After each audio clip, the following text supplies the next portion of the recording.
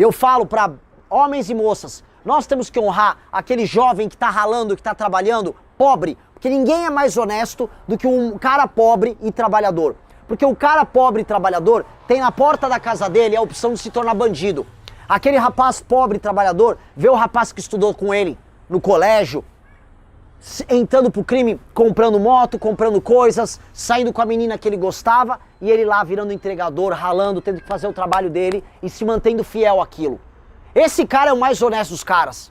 Assim como a moça que age de maneira honesta num país de Virgínias, em que a mulher é mais valorizada quando ela tá mostrando o c... por aí. A moça correta e a moça honesta se sente ridícula sendo uma pessoa decente. E eu falo o seguinte, não é que eu quero ser o presidente de todos. Isso é mentira. Eu vou ter lado como presidente da República. Eu sou o presidente do Brasil que vai trabalhar e do Brasil que mata bandido. E se você é vagabundo, se é vagabunda, e se você tá aterrorizando os brasileiros na rua, eu não sou seu presidente, eu sou seu inimigo. Essa é a regra.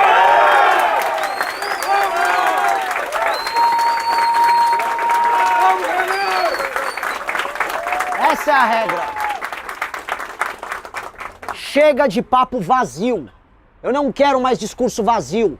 Eu não quero papo que não chega a lugar nenhum. Nós precisamos ter lado, porque se você não escolhe lado numa briga, você não é ninguém. E aí vão falar, ué, mas na última eleição pediram voto nulo, tem posição, tem lado mais difícil do que aquele que você toma tiro dos dois lados? Quando você escolhe puxar saco de um, você evita a porrada de um lado e se promove falando do outro. Quando você aponta que os dois estão errados, você apanha dos dois. Você se torna uma espécie de bode expiatório em que todos podem te atacar para justificar seus próprios males. Nós aceitamos ser o bode expiatório de todos eles. A questão é que o nosso próprio sacrifício nos elevou, e não elevou a eles. Que esse se tornou o destino, por exemplo, dos ex-MBL, de todas as pessoas que estiveram conosco que nos traíram. A vida deles é ser um eterno ex-MBL, é ter que ir em podcast para justificar quem eles são através da negação da sua origem. Eles não são ninguém. Surgiram criados por nós e agora vivem fora do nosso grupo, pautados por nós. No momento em que nós, este grupo que foi desprezado e chutado, somos hoje, vejam só, eu falei isso ontem no Congresso e isso é muito importante, a última fronteira, a última linha de defesa. Não há outro nome que possa derrotar o Lula que não o nome na urna de Renan Santos do Partido Missão. Somos nós que vamos derrotar o Lula. Sobrou pra gente essa tarefa. Igual sobrou pra gente essa tarefa em 2015, quando precisávamos derrotar Dilma Rousseff. Dilma vence em 14 o Aécio, não havia oposição, eram homens fracos como sempre foram. Homens do PSDB, homens do DEM, que nunca conseguiram se organizar e que em grande medida estavam nos mesmos escândalos deles. Quem se insurgiu fomos nós, que ninguém esperava nada no impeachment da Dilma. Vencemos. Hoje, com a mesma oposição fraca, da turma que fica no Congresso, olha lá a hipocrisia da esquerda. Vocês conhecem essa turma? Vocês são do estado do Bibo Nunes, certo? Parabéns, eu tenho alguns lá no meu estado também. Podemos até fazer uma troca. Da cidade também agora, prefeito. Pois é. Então, o que nós temos diante disso? Uma oposição fraca, com lideranças fracas, puxa-sacos e homens sem culhão. Desculpa o termo aqui para as mulheres que estão presentes. Peço desculpa, por favor. Mas é verdade. Homens fracos. E com homens fracos e corrompidos, você não vai a lugar nenhum. Somos nós que vamos fazer isso. E eu digo mais, todos aqueles do campo da direita que hoje nos diminuem, que hoje pisam na gente e que ficam colocando o nome nosso na boca deles para ficar o tempo todo falando mal, eles estarão fazendo campanha para nós no segundo turno. Vocês podem escrever. Vamos!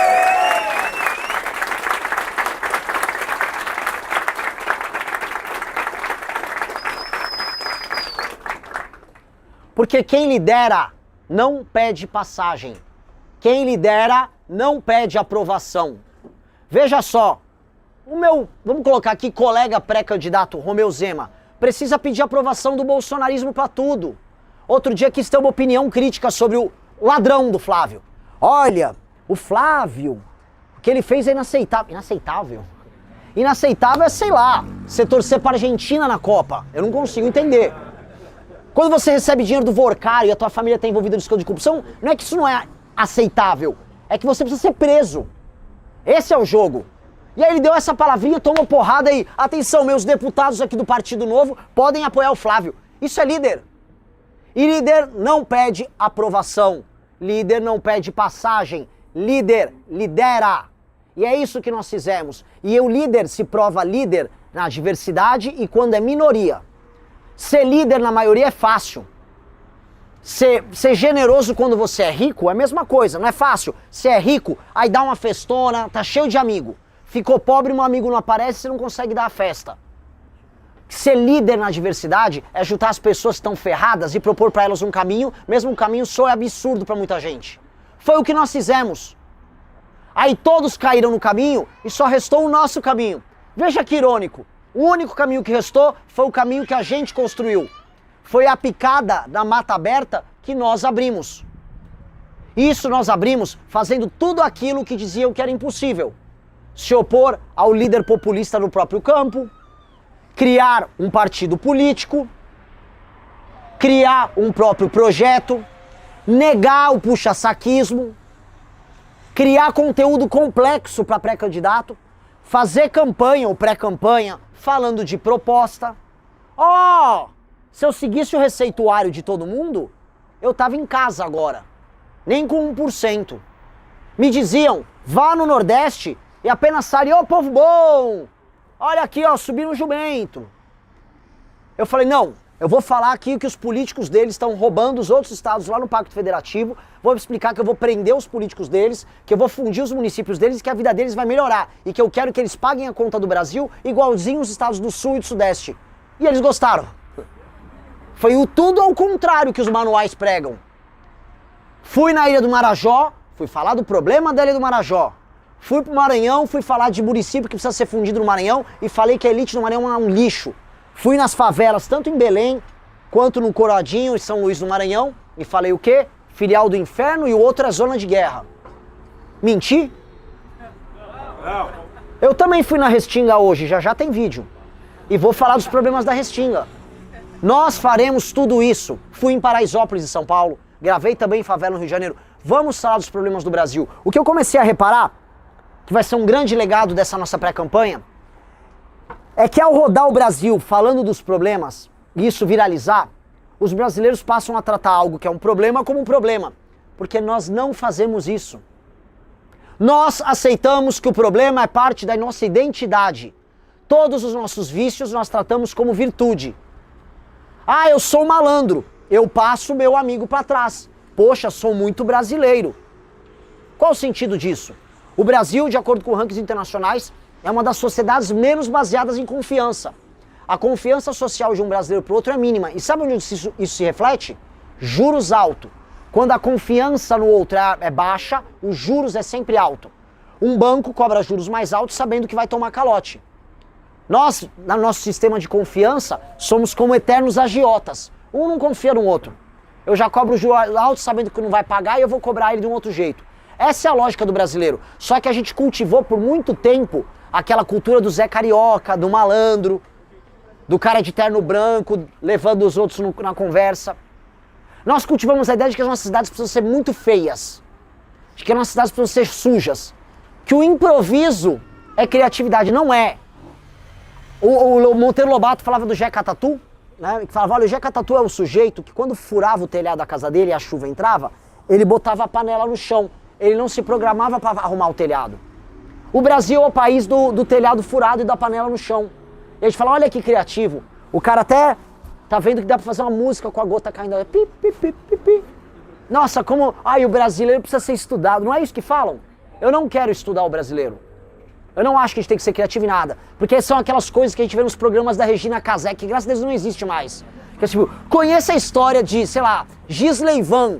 Este carroceiro que consegue coletar suas carroças e montou um incrível negócio de sanduíche natural numa carroça. Não, cara, não é uma história legal. Ninguém tem que ser carroceiro.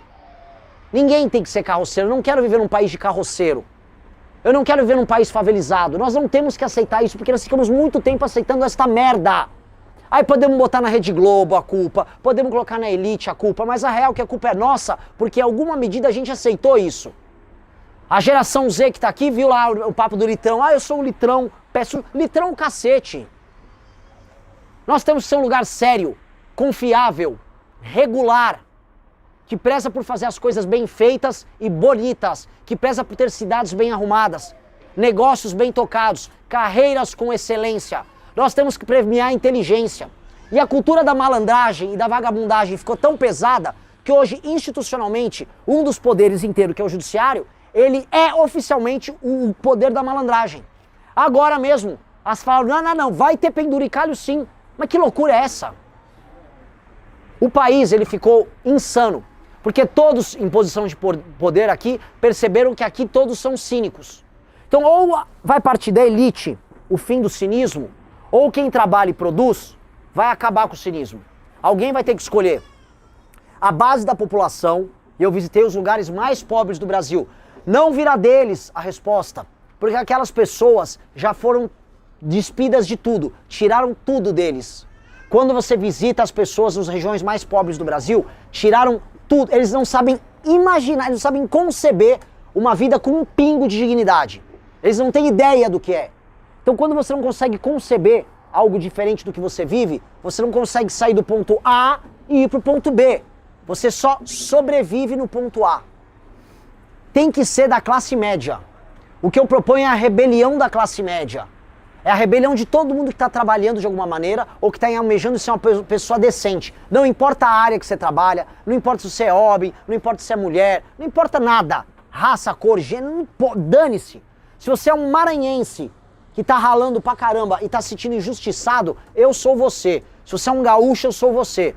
Esse é o nosso trabalho. Nós temos que despertar apenas esse Brasil. É esse que tem que despertar. O resto, uma parte vem a reboque e o outro é adversário. Escolha seu time. E é isso que nós precisamos fazer. Nós precisamos escolher o nosso time. Nós temos que defender um tipo de Brasil e esse tipo de Brasil tem que vencer e se impor perante os outros. Porque é isso que os outros fazem. Quando o PT vence, ele impõe o modo de ver as coisas dele perante nós.